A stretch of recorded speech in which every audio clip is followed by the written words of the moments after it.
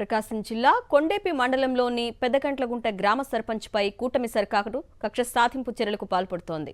సత్యనారాయణ ఇంటి గోడ కూల్చివేతతో మొదలైన కక్ష సాధింపు రౌడీ షీటర్లతో దాడి చేయించే వరకు ఆగలేదు. దాడి చేసిన వారిపై సర్పంచు పోలీసులకు ఫిర్యాదు చేసినా పట్టించుకోలేదు. సరికదా, 4 కానిస్టేబుల్స్ బందిపోటు దొంగను పట్టుకున్నట్టు తీసుకొచ్చి స్టేషన్లో అర్ధరాత్రి వరకు కూర్చోబెట్టారు. తనకు టీడీపీ నేతల నుండి ప్రాణహాని ఉందని ఫిర్యాదు చేసినా పోలీసులు పట్టించుకోవటం లేదని సత్యనారాయణ ఆవేదన వ్యక్తం చేశారు.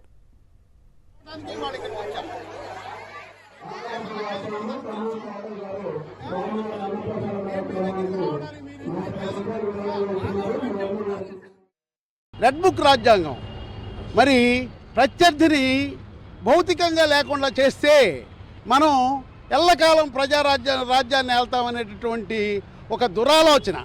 కాబట్టి అటువంటి పరిస్థితుల్లో ఇప్పుడు వాళ్ళు ఏం చేపడుతున్నారంటే ఎలక్షన్లో గెలవగానే నాది 5 లక్షల రూపాయలైనటువంటి ప్రహరీ గోడ పగలగొట్టేశారు.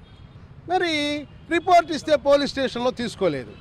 ఎక్కడ నాకు సరే కొత్తగా గెలిచారు కాబట్టి వాళ్ళ ఊపు అలా ఉంటుందని చెప్పి వాళ్ళకు అందుబాటులో లేకుండా నేను కొంచెం దూరంగా ఒంగోలులో ఉంటున్నా. ఆ క్రమంలో నిన్న నేను పంచాయతీరాజ్ ఆఫీస్కి వెళ్ళి బయటకు వచ్చే క్రమంలో 3 రౌడీలు, అందులో 2 రౌడీ షీటర్లు.